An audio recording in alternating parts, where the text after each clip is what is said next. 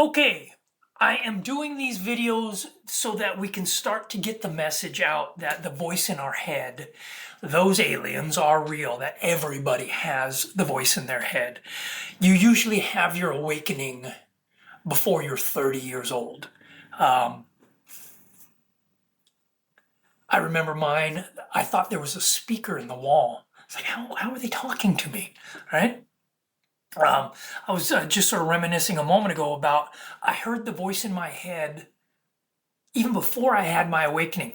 I was gifted. My mind gets pulled to understandings. Again, I have a gunshot wound to the head. I'll go over that another time. But I was called a king. You're a king. You're a king. But instead of wanting to force my understandings on people, I chose to educate the best I can. I wanted to help in the name of love. And the best way that I can do that is my mind started to be gifted with understandings and pulled to certain things where I can communicate. Like the word emergency. You've heard it your whole life, but what does that mean?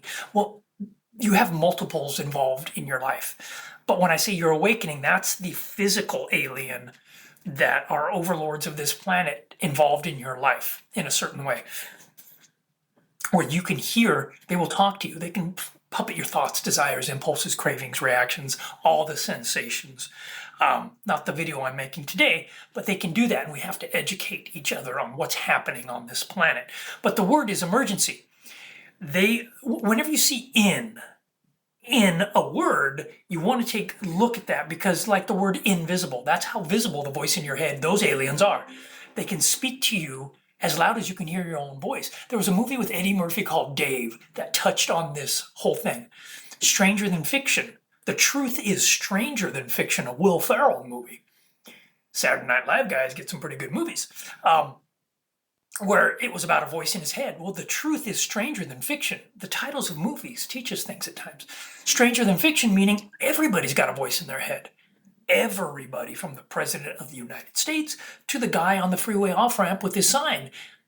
And the voice in your head, this is a slave planet. They want for you to do what you're told. I chose God over them. I have taken abuse for that.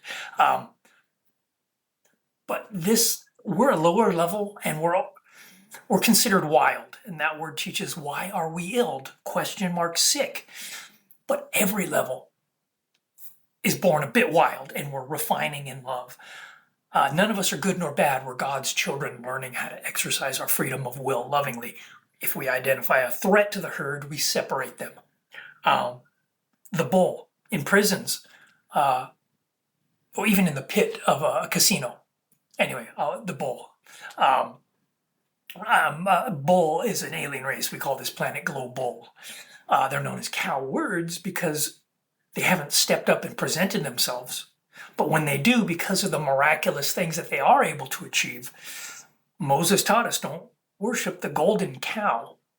So they're cow words right now. They're talking about it, but they're predicted to step up and shine so bright that we call this planet Glow Bull. They're part of religion. Not the complete focus I'm going over right now, although I want to touch on that in a moment. Emergency. The in emerges because they see something. They emerge from within. They don't live inside of you like the Eddie Murphy movie Dave. They're not in your head driving you like a robot, but we can be puppeted like a robot. They can puppet our thoughts, desires, impulses, cravings, and reactions, all five senses. Emotions. And we have to educate each other on what's happening here because we're just selling the children into the enslavement. That's why it's called a Dumbledore. Dumbledore, he's a great guy in the movie, but it's that the name teaches us when we're ready that if we don't teach our children about the truth about the voice in our head, when we keep their secret, that's when it's the Dumbledore because we're leaving them to do magic to get what they want. Do magic? What do you mean? Well, there are witches on this planet who will gather wing of bat, eye of newt. There are good witches and bad witches, and the majority are beautiful, loving beings who just know about the voice in their head and know that there's something called Ob. I talk about it. Your alien is obligated to you. Ob means overlord, OB. The word I want to talk on is obsession with ob. They can obsess you towards something. But when you view something, you're giving them that information. They're the eye behind your eye. It's called to serve ob. Ob serve. There are laws that, like your child, you have to take care of your child, make sure they're getting to school, fed, not beaten, getting to sleep at night, and clothed.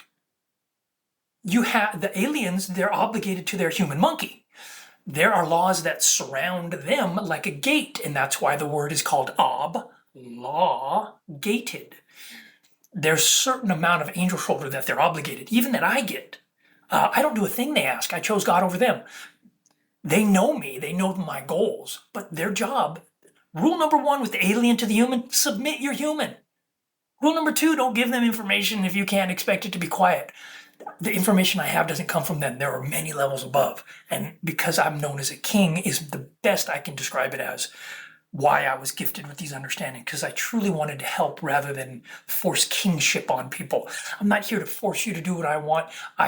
My prayer is that you hear and then are able to make your own decision towards the information.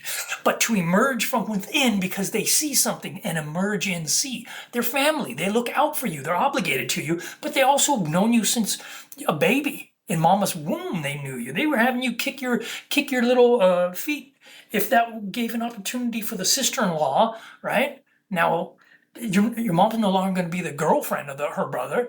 They have to start bonding. So, oh, the baby's kicking. They've known you from a little peanut, and they've seen you grow. They're family, but we're not their slaves.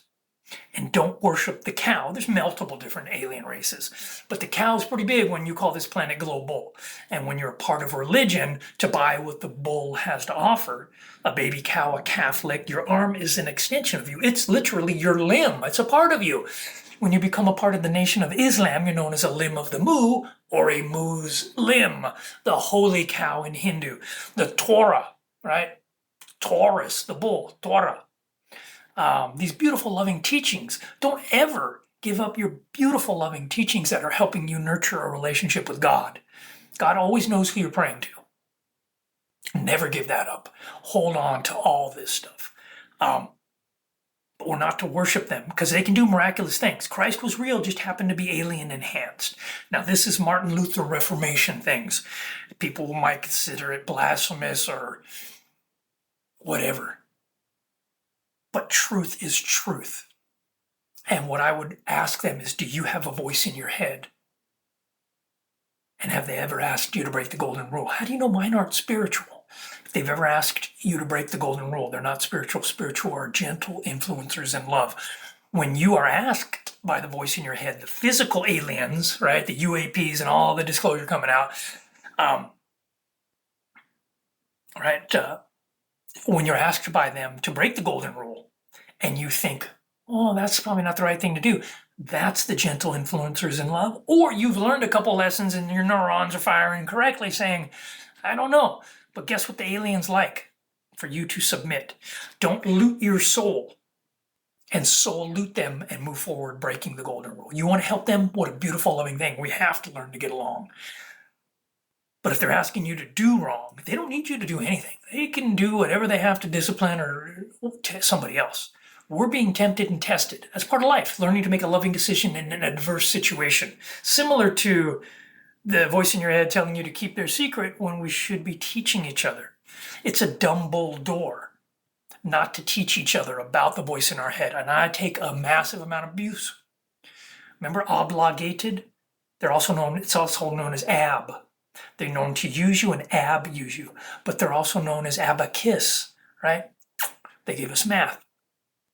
Abba Father, we're taught, is R-ab-I. Who's a rabbi? R-ab-I.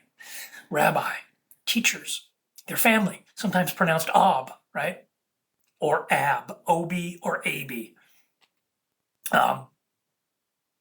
Is one name. There's multiple names for them, but ob is one of them.